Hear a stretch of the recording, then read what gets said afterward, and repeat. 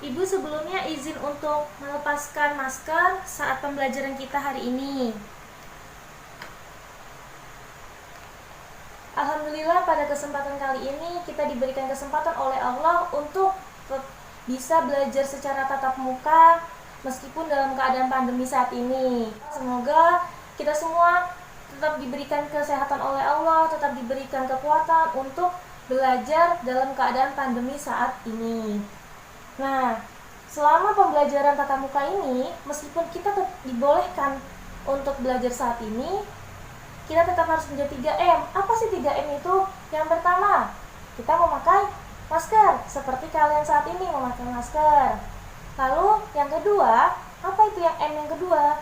Yaitu kita mencuci tangan. Setiap kita interaksi dengan orang, jangan lupa untuk mencuci tangan, supaya keadaan kita tetap bersih.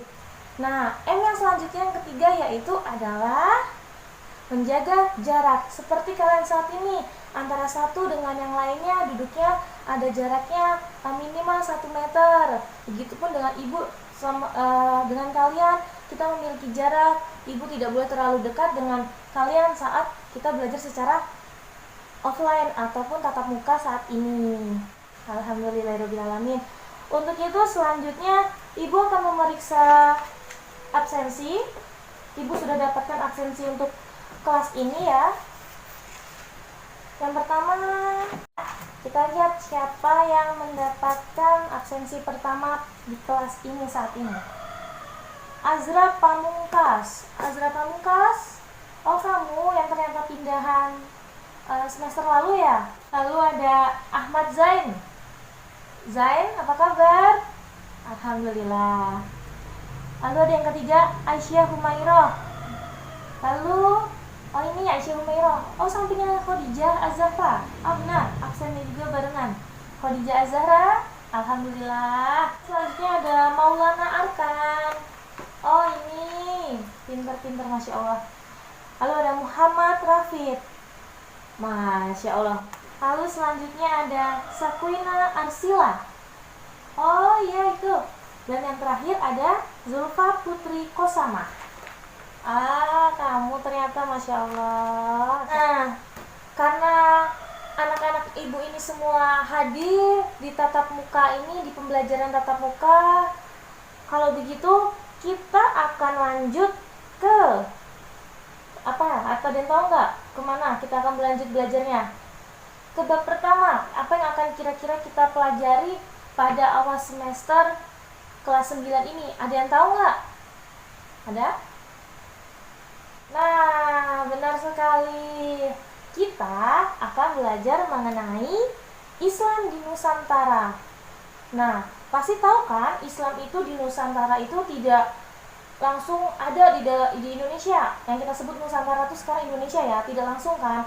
Pasti ada prosesnya. Untuk itu, kita belajar mengenai bab pertama di buku Sejarah Kebudayaan Islam. Kalian pasti sudah punya kan buku ini? Ya kan? Nah, benar sekali. Ibu memakai buku ini dan ibu sudah menyiapkan juga video PowerPoint yang nanti ibu tampilkan bersama-sama untuk kita simak. Coba dibuka bukunya. Dibuka bukunya di bab pertama. Di situ ada tulisannya, judulnya Sejarah Islam di Indonesia atau Nusantara. Nah, itulah yang akan kita pelajari pada siang hari ini. Nah, kalian kan sudah buka tuh ya di buku, ada bab pertama mengenai judul Sejarah Islam di Nusantara atau Indonesia. Di situ ada sub-sub bab yang akan kita pelajari selanjutnya. Ada kondisi Nusantara sebelum kedatangan Islam, ada proses masuknya Islam, ada teori masuknya Islam itu seperti apa, dan yang terakhir ada corak keislaman di Nusantara. 4 subbab itu yang akan kita pelajari pada siang hari ini. Nah, selanjutnya kalian silakan membaca bukunya dulu sebentar. Lalu ibu akan menyiapkan file video PowerPoint yang akan ibu tampilkan. Nanti kalian simak. Setelah itu, setelah ibu sampaikan, kalian juga sudah membaca, kalian boleh bertanya kepada ibu bila ada yang ingin ditanyakan. Karena saat ibu telah selesai menyampaikan materi nanti, ibu akan membagi kelompok kepada kalian semua. Satu kelompok ada 2 orang, jadi ada 4 kelompok.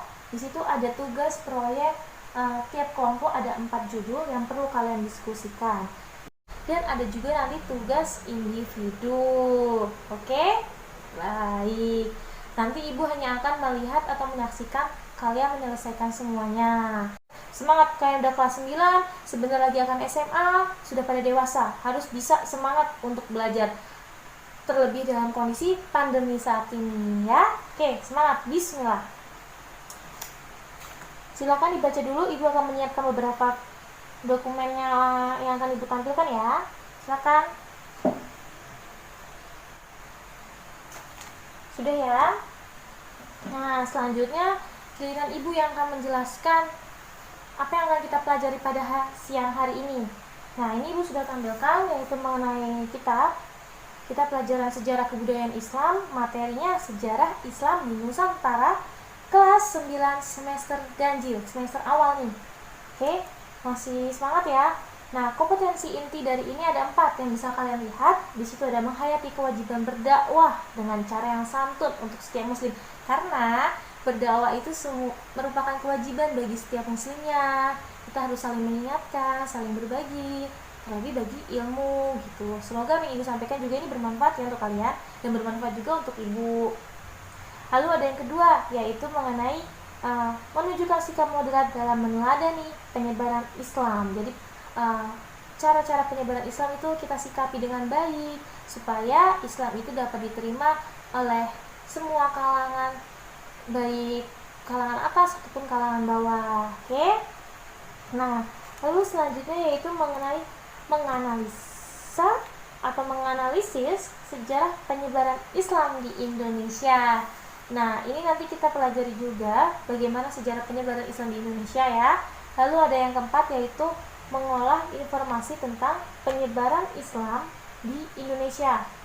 Ya, kita akan mempelajari mengenai informasi ini seperti apa gitu penyebaran Islam. Nah, ini secara padat. Nanti ini akan dibagi beberapa bab. Nah, oke. Lalu selanjutnya kita masuk ke dalam peta konsep yang yang akan kita pelajari. Oke. Di situ tertulis ada kondisi masyarakat Nusantara sebelum kedatangan Islam.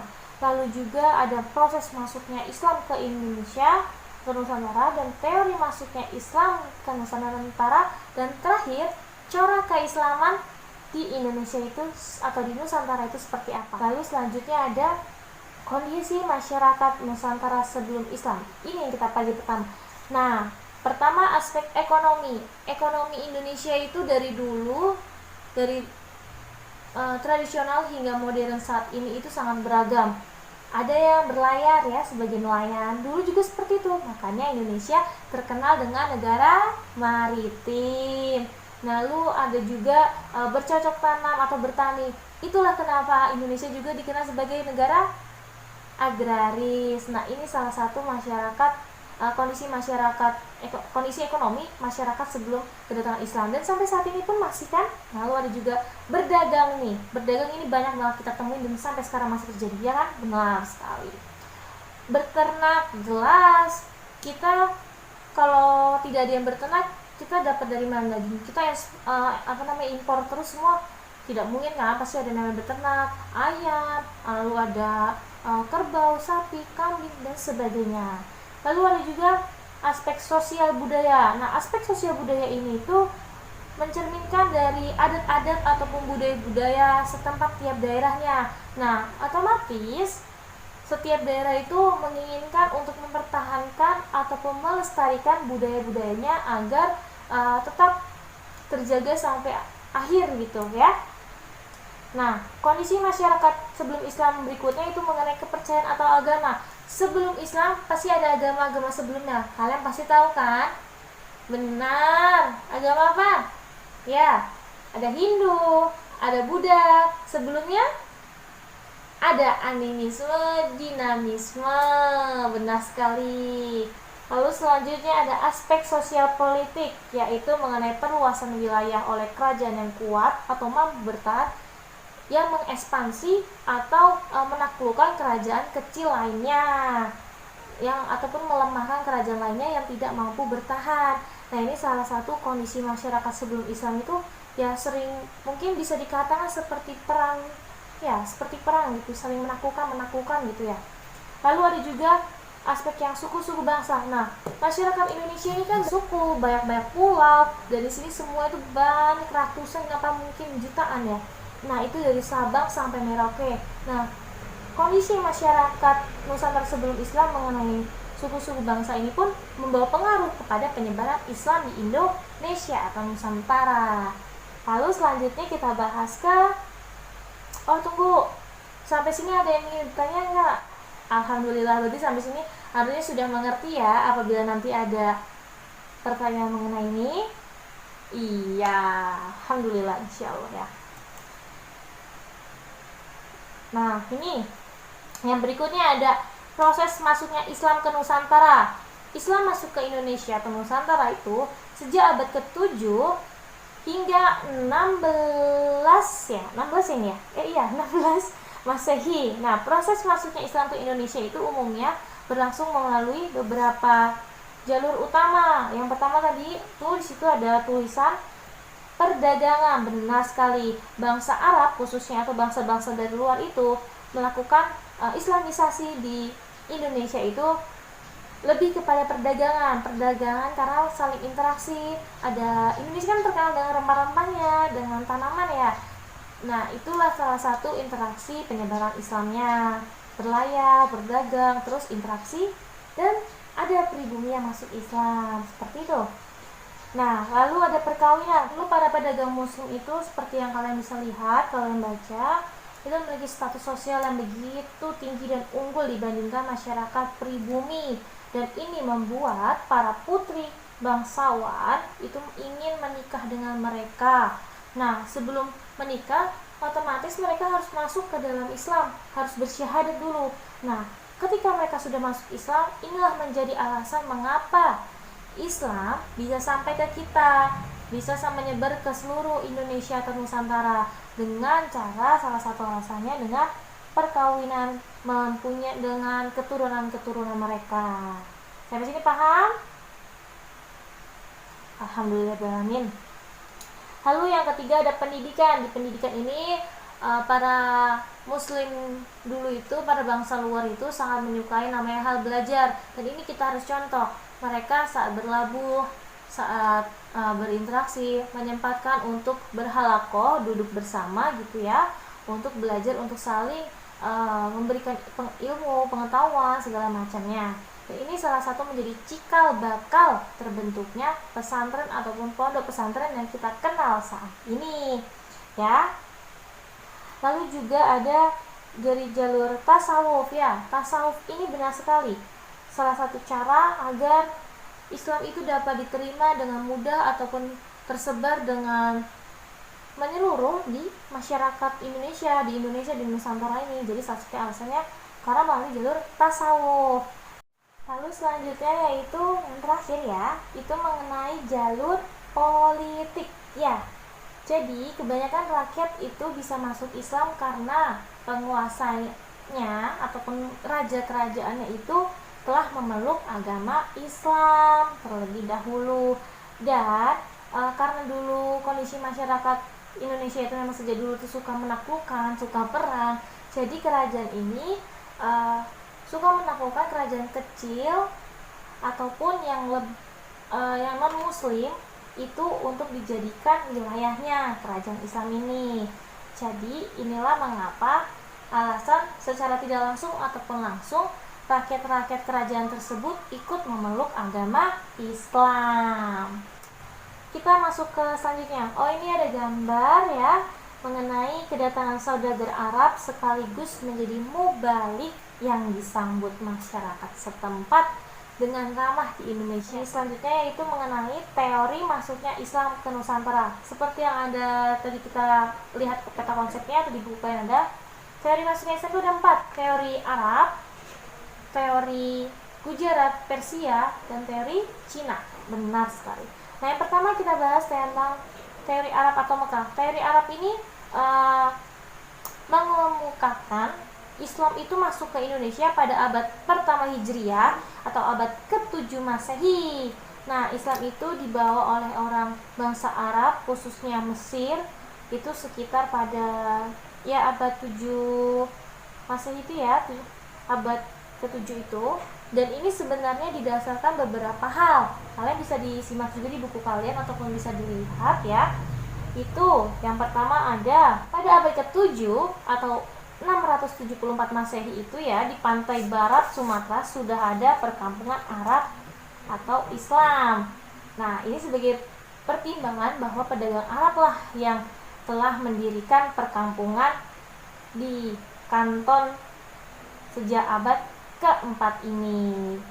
Ini alasan salah satunya. Lalu yang kedua alasannya adalah adanya kerajaan Samudra Pasai yang menganut mazhab Syafi'i, yang mana mazhab Syafi'i ini banyak dianut atau besar pada saat itu di kota Mekah dan negara Mesir. Inilah menjadi alasan kenapa teori Arab ini termasuk salah satu teori masuknya Islam ke Nusantara atau Indonesia. Lalu ada juga yang ketiga, yaitu mengenai Raja Samudra Pasai menggunakan gelar Al-Malik yang mana ini berasal dari Mesir. Nah, teori ini tuh didukung oleh beberapa ahli, ada Hamka, Van Leeuwen, dan lainnya. Dan ini juga menyatakan bahwa pada abad ke-13 sudah berdiri kekuasaan politik, ada kerajaan gitu. Nah, jadi masuknya Islam ke Indonesia menurut teori ini tuh ada sebelum pada abad ke-7, yang mana tadi ada di alasan yang pertama ada perkampungan sejak abad ke-4. Nah, inilah yang menjadi alasan Arab itu ataupun teori Arab ini didukung sebagai teori masuknya Islam. Oke? Paham ya sama teori Arab? Alhamdulillahirrahmanirrahim, pintar sekali. Lalu ada juga mengenai teori Persia. Teori Persia ini yaitu banyak juga alasannya nih kenapa disebut sebagai teori yang mendukung masuknya Islam ke Indonesia. Karena ada beberapa hal antara Persia dan masyarakat Indonesia saat itu tuh memiliki kesamaan. Yang pertama, adanya peringatan 10 Muharram atau Hari Asyura sama dengan di Persia dan di Indonesia. Lalu ada juga kesamaan antara ajaran tasawuf yang ada di Indonesia dengan yang ada di Persia. Lalu juga ada penggunaan istilah bahasa Persia dalam mengeja huruf Arab untuk tanda-tanda bunyi harokat. Di dalam buku kalian juga ada, kalian bisa baca keseluruhan detailnya Oke. Lalu selanjutnya kita pindah ke berikutnya, yaitu mengenai teori Gujarat. Gujarat ini teori yang mengatakan bahwa Islam masuk ke Indonesia itu pada abad ke-13 Masehi dari bangsa Gujarat atau Kambai di India. Gujarat ini di India. Nah, teori ini juga ada alasan mengapa teori ini disebut sebagai teori masuknya Islam ke Indonesia atau Nusantara. Yang pertama adalah kurangnya fakta menurut mereka bahwa peranan bangsa Arab dalam agama Islam itu kurang menurut mereka, menurut teori ini. Lalu juga ada hubungan antara dagang Indonesia dengan India itu sudah lama sekali terjalin. Jadi ini kenapa alasannya teori Gujarat ini masuk dalam teori yang mendukung Islam di Indonesia Benar. Lalu ada juga yang ketiga, adanya batu nisan Sultan Malik As-Soleh yang mana dituliskannya angka tahunnya itu 1287 ini bercorak khas Gujarat. Nah, ini didukung oleh beberapa para ahli, beberapa tokoh. Nah, untuk mengenai detail tentang kerajaan Samudra Pasai itu seperti apa, Sultan Malik As-Soleh itu seperti apa, nanti kita bahas pada pertemuan selanjutnya. Ini kita masih bahas mengenai sejarah masuknya Islam di Indonesia Selanjutnya ada teori Cina. Teori Cina ini seperti apa? Teori Cina ini didukung oleh beberapa tokoh yang mana mereka itu berasumsi bahwa unsur kebudayaan Cina itu ada dalam unsur kebudayaan Islam di Indonesia. Nah, ini berdasarkan pada sumber kronik dari Kelenteng Sampokong di Semarang yang memperlihatkan pengaruh orang-orang Cina dalam penyebaran Islam di Indonesia. Nah, pengaruhnya ini bisa dilihat dari bukti arkeologisnya, seperti ada masjid-masjid kuno pada sekitar abad 15 Masehi. Nah, juga seperti ada Masjid Agung Demak, Masjid Agung Kesepuhan Cirebon. Selanjutnya itu kita masuk ke pembahasan materi yang terakhir, yaitu mengenai corak keislaman di Indonesia. Seperti apa sih? Kita lihat ya. Corak keislaman di Indonesia itu dapat dilihat dari berbagai aspek kehidupan. Ada politik, seni budaya, pendidikan, dan perekonomian. Nah, di bagian politik ini sama halnya termasuk seiring periodisasi perkembangan Islam di Indonesia, ajaran Islam ikut mewarnai corak politik, tata kenegaraan hingga berkolaborasi dengan nilai-nilai leluhur bangsa Indonesia. Nah, ini dibuktikan dengan munculnya kerajaan Islam. Nah, kan dulu ada kerajaan Hindu, Buddha, dan sebagainya ya. Nah, Islam masuk ke Indonesia, memunculkan kerajaan-kerajaan Islam berikutnya. Lalu hingga pada sampai modern saat ini, ada kan partai-partai Islam, terus ormas-ormas Islam. Nah, ini termasuk salah satu dalam hal politik. Lalu yang selanjutnya yaitu ada namanya seni dan budaya. Nah, seni budaya ini tidak lepas pasti seperti sebelumnya yang Ibu jelaskan tadi, di mana kondisi masyarakat sebelum Islam itu kesenian itu terpengaruhi oleh adanya Islam. Salah satunya bentuknya ini kaligrafi Islami, ada rebana, qasidahan, terus ada tari-tarian zapin dan seni lukis lainnya yang berunsur Islam. Lalu juga ada namanya pendidikan. Jelas pendidikan saat ini ada Islam, termasuk kita yang saat belajar ini. Kita sekolah di madrasah, kita belajar mengenai khusus sejarah kebudayaan Islam. Ini salah satu bentuk dari corak keislaman di Indonesia. Nah, selanjutnya yaitu ada di bagian perekonomian ya. Perekonomian ini juga mengalami keislaman di Indonesia itu. Ada namanya tokoh-tokoh muslim yang bergerak di bidang perekonomian dan membuat peradaban masyarakat pribumi, masyarakat Indonesia mengalami perubahan. Nah, lebih lanjutnya kalian bisa simak, kalian bisa baca di buku kalian. Oke? Dan akhirnya Ibu telah selesai menyampaikan materi dan kalian juga tadi telah selesai membacanya. Sekarang waktunya penilaian keterampilan proyek bersama kelompok. Ibu akan bagi kalian menjadi 4 kelompok ya. Nanti kalian akan berdiskusikan ini. Nanti urutannya sama seperti di judul materi ini. Semua kelompok akan mendapatkan masing-masing judul. Kelompok 1, kelompok 2, kelompok 3, kelompok 4 sesuai dengan judulnya. Nah, sekarang silakan ayo bergabung ke kelompok masing-masing. Tapi tetap ingat, jaga jarak. Kita tetap harus mematuhi protokol kesehatan supaya pembelajaran tatap muka ini dapat terus berjalan. Oke? Alhamdulillah. Kita bergabung ke kelompok masing-masing ya. Lalu Ibu akan membagikan kertas untuk kalian hasil diskusi kalian nanti. Dan nantinya kalian akan mempresentasikan di depan dan Ibu akan di belakang di tempat duduk kalian untuk menyaksikan tiap-tiap kelompok yang maju. Ibu tidak akan berkomentar karena Ibu yakin Ibu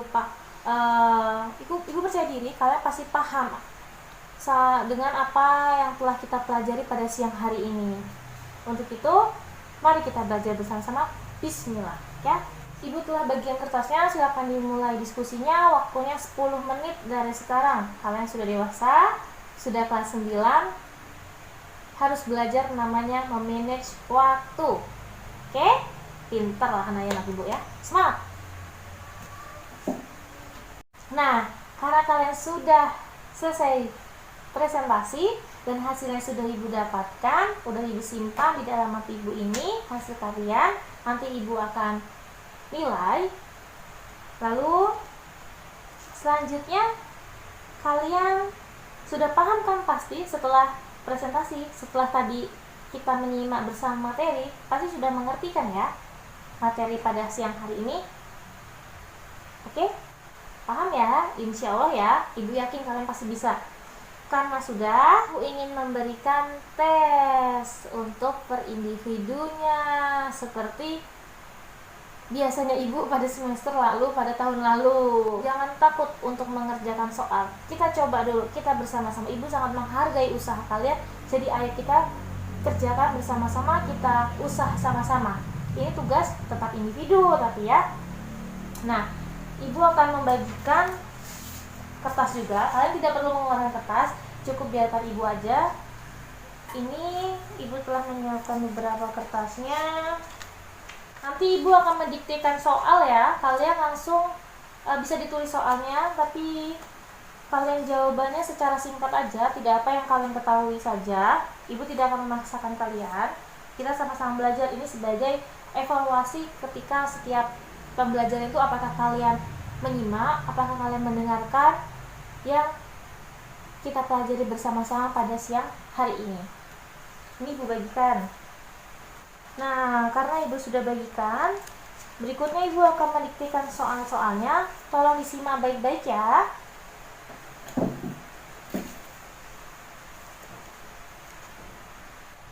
Anak-anak, ibu mengagetkan ya? Maaf ya, tapi sayang sekali nih, waktunya sudah hampir habis. Jadi silakan dikumpulkan ke meja ibu sekarang. Oke? Luar biasa sudah bisa mengerjakan ini dengan sendiri, dengan mandiri. Ibu sangat apresiasi kalian dan terima kasih kepada kalian semua. Nah, karena sudah mengerjakan soal, lalu mengingat jamnya saat ini kita sudah hampir habis jam pelajaran kita ya anak-anak. Untuk itu ibu akan menjelaskan secara keseluruhan apa saja materi yang telah kita pelajari dari awal hingga akhir. Ibu izin duduk ya. Nah, yang pertama yaitu ada materi yang pertama yang ibu bisa simpulkan dari yang pertama adalah dengan adanya Islam masuk ke Indonesia atau Nusantara ini, semua aspek dalam kehidupan di Indonesia ini terpengaruhi, baik itu ekonominya yang mengalami sistem ekonomi yang menjadi Islam berubah, lalu juga ada baik itu budayanya terjadi islamisasi, terjadi akulturasi, asimilasi, lalu juga ada namanya perubahan pastinya kepercayaan di Indonesia. Islam merupakan agama terbesar di Indonesia karena masyarakatnya mayoritas Islam.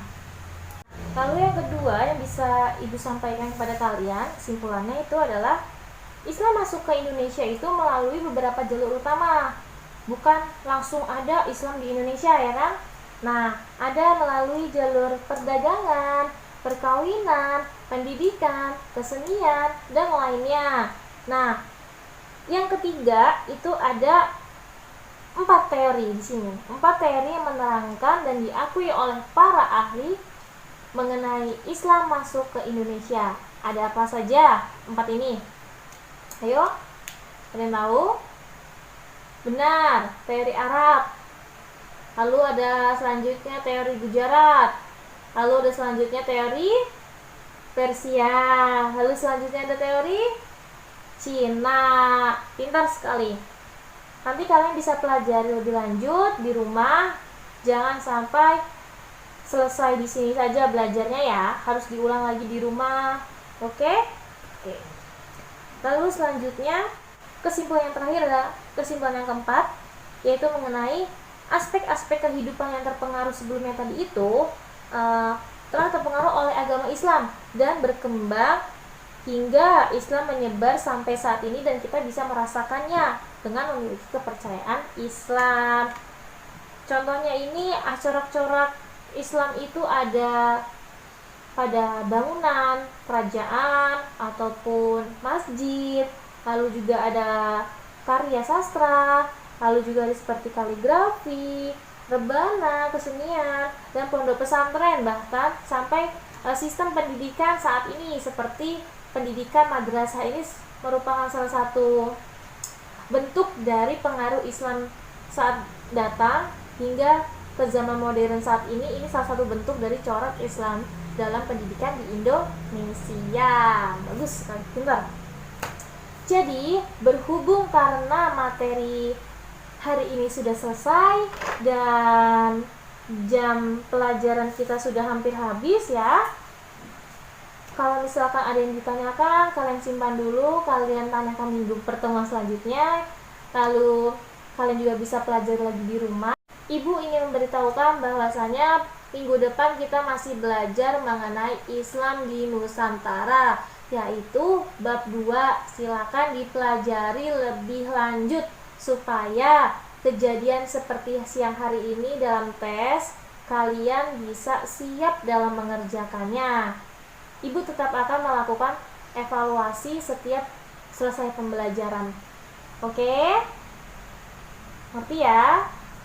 Baiklah, karena pembelajaran sudah selesai dan anak-anak kita sudah hampir sore, ini sudah habis jamnya, lalu kita harus segera pulang, tidak boleh lama-lama keluar untuk di jam saat dalam keadaan pandemi saat ini. Mari kita akhiri pembelajaran pada siang hari ini dengan membaca hamdalah alhamdulillahirabbil alamin. Dan Ibu mohon maaf bila ada kesalahan atau kurang berkenan di hati kalian, mohon dimaafkan, mohon diikhlaskan, dan Ibu ucapkan terima kasih karena kalian telah semangat dalam menempuh pendidikan, semangat dalam belajar meski dalam keadaan seperti ini. Terima kasih. Ibu akhiri. Wassalamualaikum warahmatullahi wabarakatuh.